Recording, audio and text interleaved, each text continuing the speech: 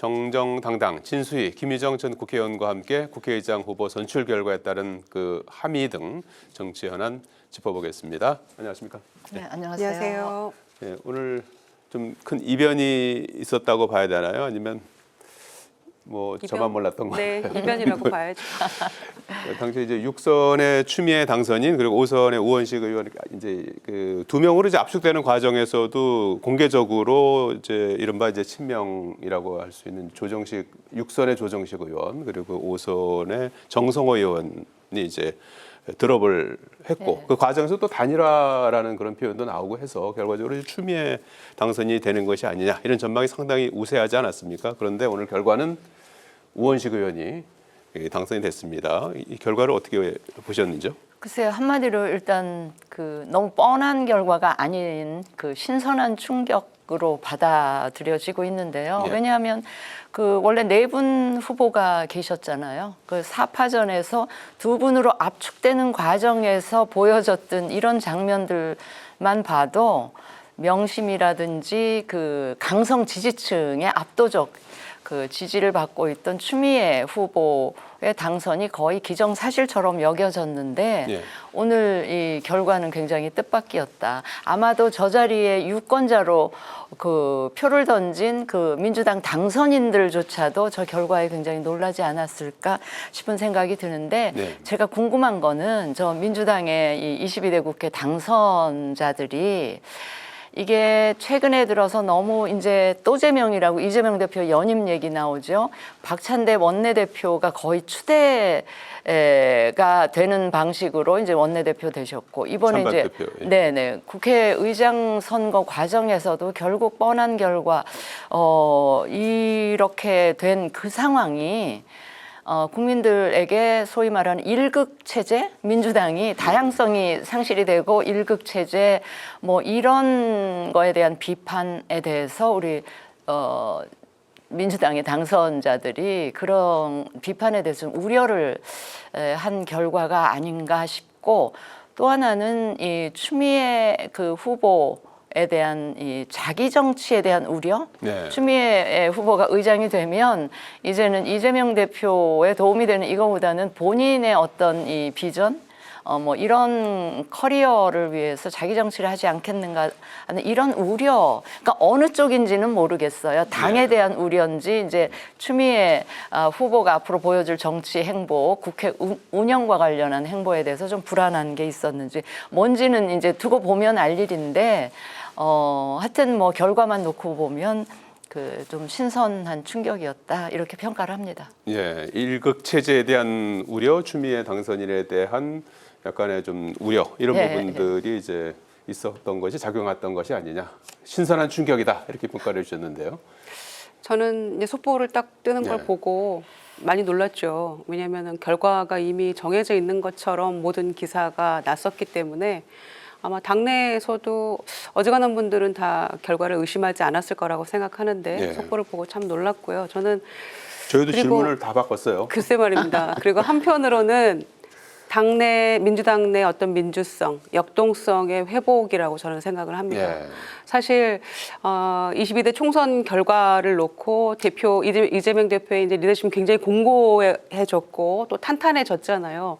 또 그와 동시에 이제 벌어지고 있는 일련의 원내대표 선거 과정이랄지 또 예상은 빗나갔습니다만 국회의장 선거에 대한 어떤 과정이랄지 이런 걸 놓고 봤을 때 과연 이게 맞느냐라는 것에 대해서 많은 당내 지금 당선자들이 의구심을 품었던 것 같고요.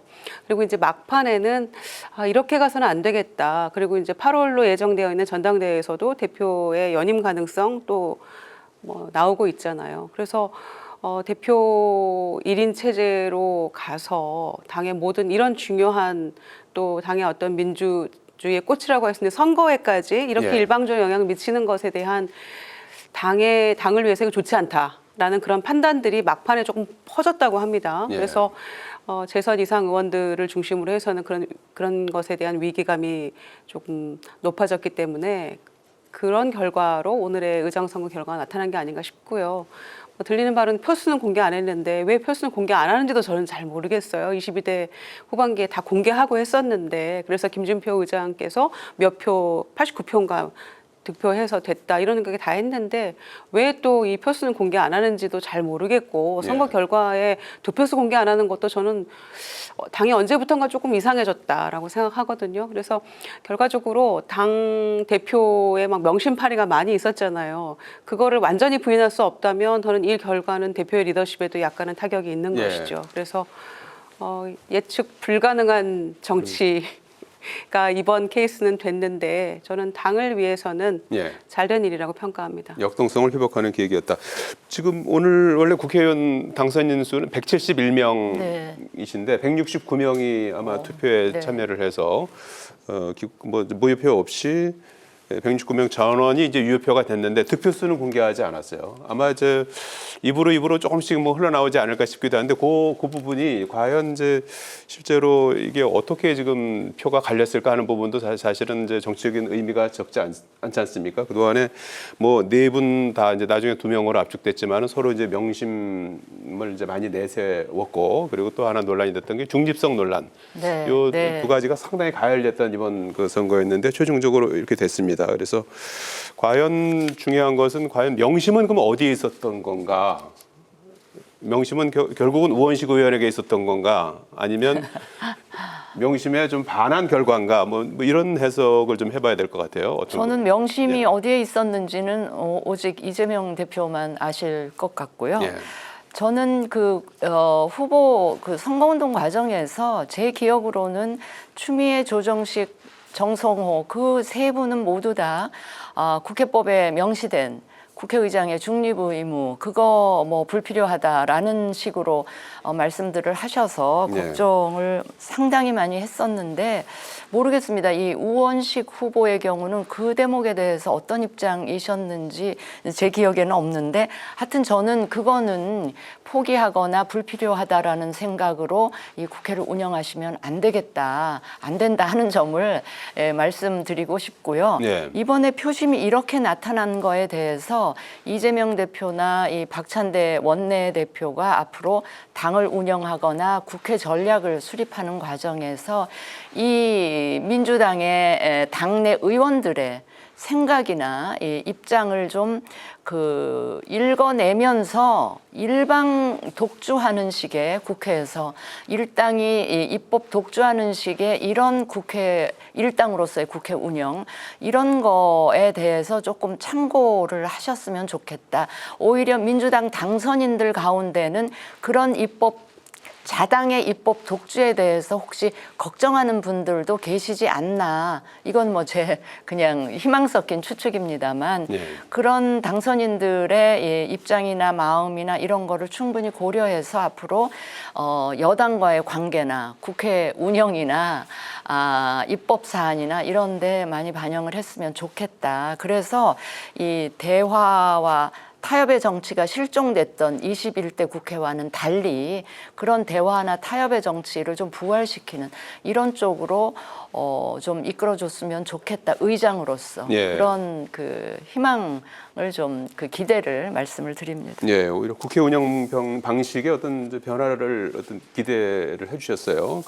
오늘 그런데 우원식 국회의장 후보자께서는 뭐 중립과 관련해서는 몰가치가 아니다. 삶을 편안하고 향상시킬 때 가치가 있다. 이런 언급을 했습니다. 그리고 앞에 국회와는 완전히 다를 것이다. 이렇게 또 예고도 했어요. 을지로위원회를 오랫동안 위원장 하면서 이제 사회적 약자 또 뭐 서민 또 소상공인들 보호를 위해서 굉장히 많은 노력을 해왔고 또 성과도 냈었죠. 아마 그런 본인의 어떤 의정활동 경험과 또 뭐 오선이 이제 됐는데 그동안의 어떤 그런 경험들, 성과들을 살려가지고 국회 내에서도 아마 개혁입법 이런 걸 하는데도 막 박차를 가할 걸로 예상이 되고요.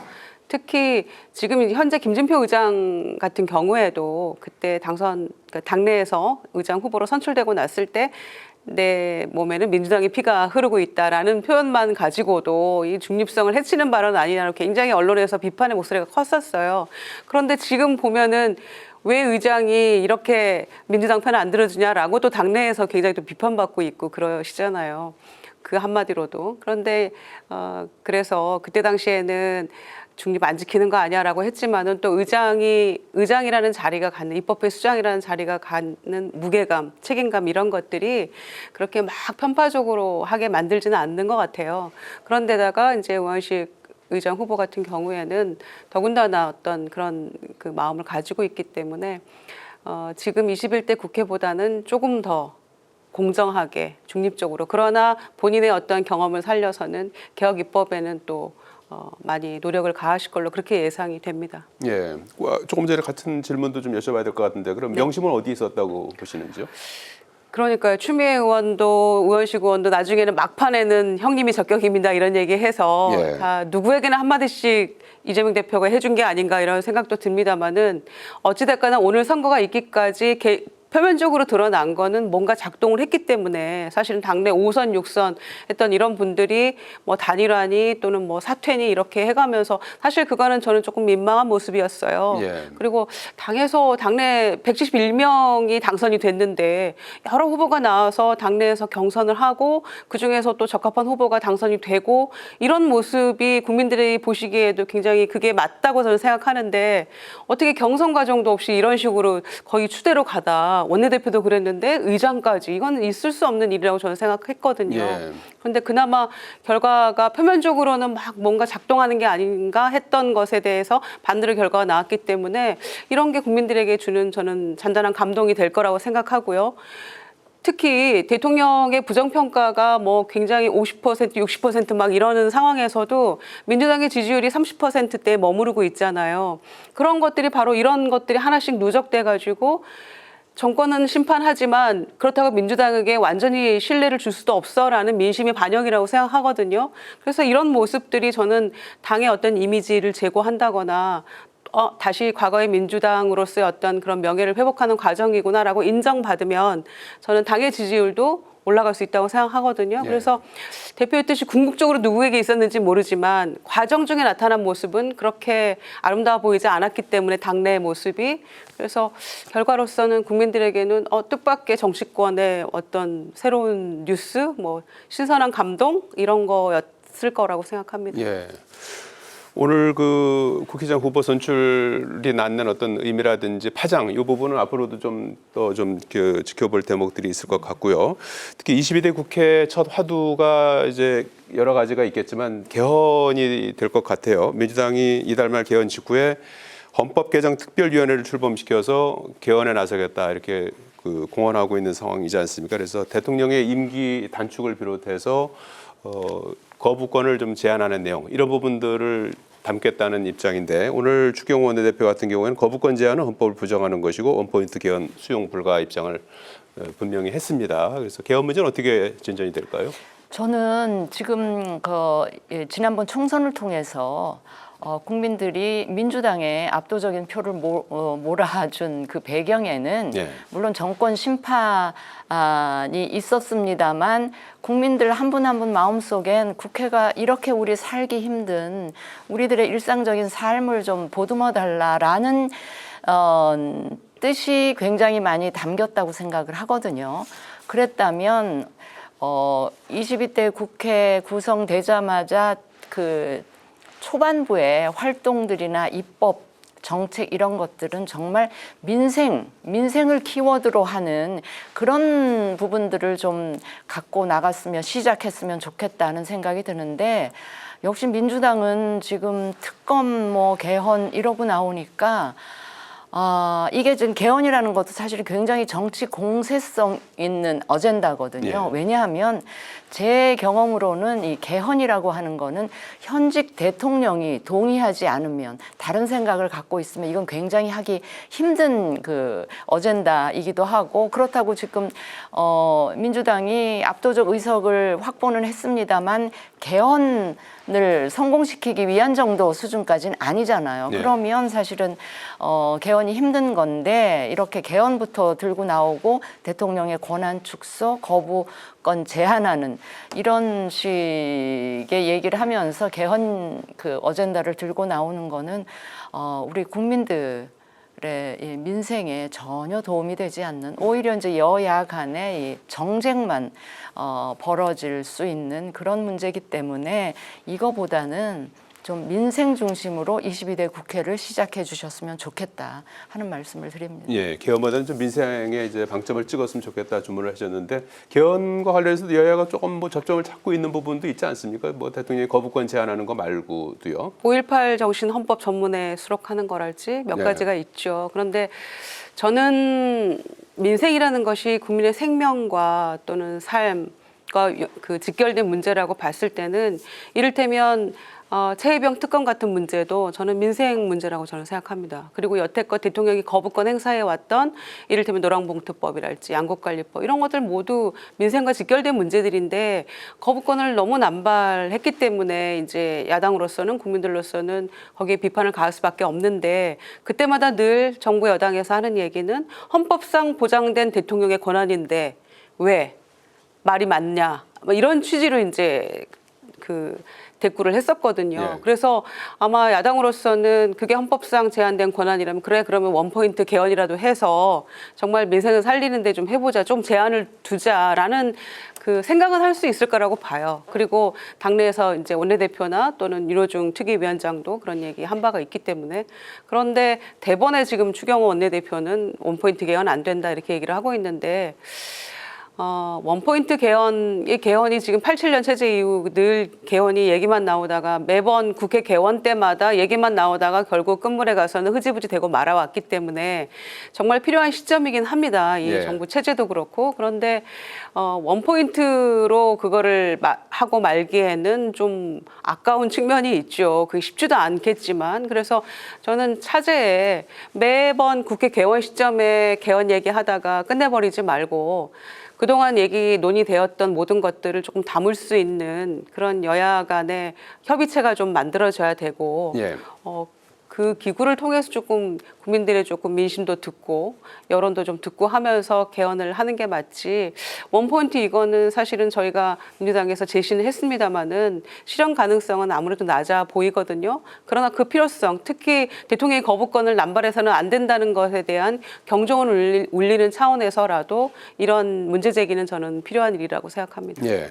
지금 말씀하신 대로 이제 최상병 특검법 같은 경우는 민주당에서 21대 국회 이제 말미에, 이달 말쯤에 이제 만약에 뭐 다음 주에라도 대통령이 거부권을 행사하면 처리하겠다 이런 입장 아니겠습니까? 그래서 최근에 검찰 인사 이제 후폭풍이 이제 여전한 그런 상황인데, 이거가 이제 결국은 조금 더 좀 뭐 김건희 여사 특검법이라든지 이런 부분에 대해서 좀 명분을 좀 더 준 게 아니냐, 이제 이걸 고리로 해서 더 이렇게 추진하려는 그런 움직임을 보이고 있는데 어떻게 전망하시는지요? 그러니까요. 며칠 전에 단행된 이 검찰 인사를 보고도 저는 엄청 이제 걱정을 많이 하고 있는데요. 이게 민심을 더 악화시키지 않았을까. 그리고 야당이 주장하는 그 특검에 오히려 힘을 실어준 그런 결과로 돌아오지 않을까 굉장히 이제 걱정을 하고 있는데, 예. 어쨌든 이 최혜병 특검에 관해서는 대통령께서 거부권을, 그러니까 제2요구권을 행사하실 것 같긴 합니다. 예. 한데 제2요구권을 행사하시더라도 저는 이번만큼은 그냥 국무회의에서 두드리는 식으로 하지 말고 국민들께 소상히 이게 어떤 이유에 의해서 내가 제2요구를 할 수밖에 없는지를 좀 국민들에게 직접 좀 설명을 하시면서 좀 설득하는 노력을 보여주셨으면 좋겠고요. 이게 아무래도 제2요구권 행사돼서 이제 국회로 오면, 국회에서는 이제 21대 국회 문 닫기 전에 본회의 열어서 처리를 하겠죠. 예. 그런데 아마 이번 21대 국회에서는 뭐 여당 쪽에서 이탈표가 좀 있을 수는 있는데 가결시킬 만큼의 이탈표가 나오지는 않을 것 같아서 결국은 이 최혜병 관련한 거는 다시 22대 국회로 넘어가지 않을까, 뭐 그런 전망을 해봅니다. 예, 가결까지는 쉽지 않을 것이다 이렇게 전망을 해주셨는데, 어떻게 보시는지 이 가결 조건이 이제 재적 의원의 과반이 참석을 해서 출석을 해서 3분의 2 이상이면 가결될 수 있는 그런 상황이어서 뭐 10여 표 정도의 이탈표가 있을 경우에는 가결 가능성도 있는 그런 상황인데 말이죠. 그렇습니다.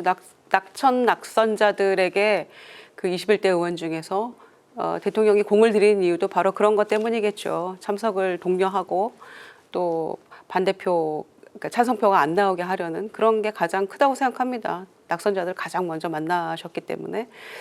오늘 국회의장 선거 같은 이변이 최혜병 특검 재의결할 때도 꼭 있었으면 좋겠어요. 저는 이제 15표다, 17표다 더 필요한 표가 이렇게 얘기들 합니다마는 조금 상식 있는 그야말로 국방과 안보는 보수의 어떤 가치였잖아요. 그런데 그런 것들이 이제 이 정부 들어서 막 무너져 버리는 거에 대해서 안타까움을 내심 느끼고 있는 저는 상식 있는 의원들이 있을 거라고 생각합니다.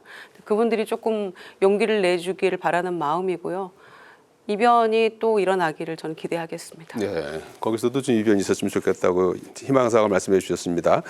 자, 시간이 뭐 다 됐는데 지난 총선에 출마한 국민의힘 소장파 의원들이 네. 그제 1박 2일로 토론을 했습니다. 천목회라는 단체죠.